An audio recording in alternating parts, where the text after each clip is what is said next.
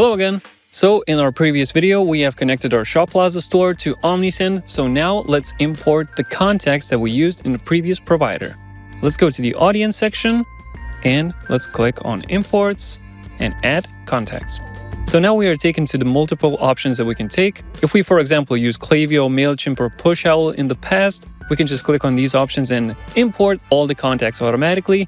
Otherwise, we can choose from these three options: add a single contact, import contacts from a file, or paste contact details. In our case, let's click on import contacts from a file because we already created one. And let's click on select file, contacts, open.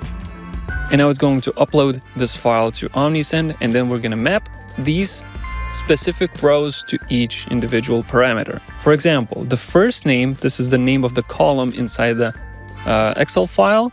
You can map it to the property that's inside Omnisend. For example, first name. So the first name column corresponds to first name parameter in Omnisend.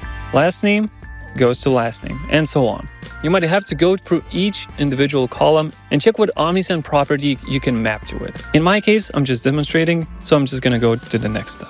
And here we can organize the imported contacts. You can import them as subscribed to the email channel or import them as subscribed to the SMS channel. It really depends on what consent they gave you.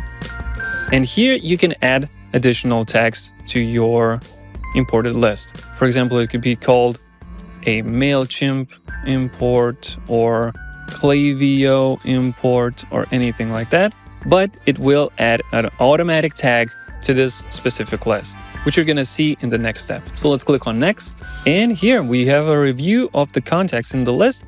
We have 62,100 contacts in this list, and it's gonna automatically apply this specific tag to all of these contacts. And once we're done, we can click on import, and now it's going to be in progress. It takes a little bit of time depending on how many contacts you have in the list, but once it's done, you'll be notified about it. Thanks for watching, and see you in the next one.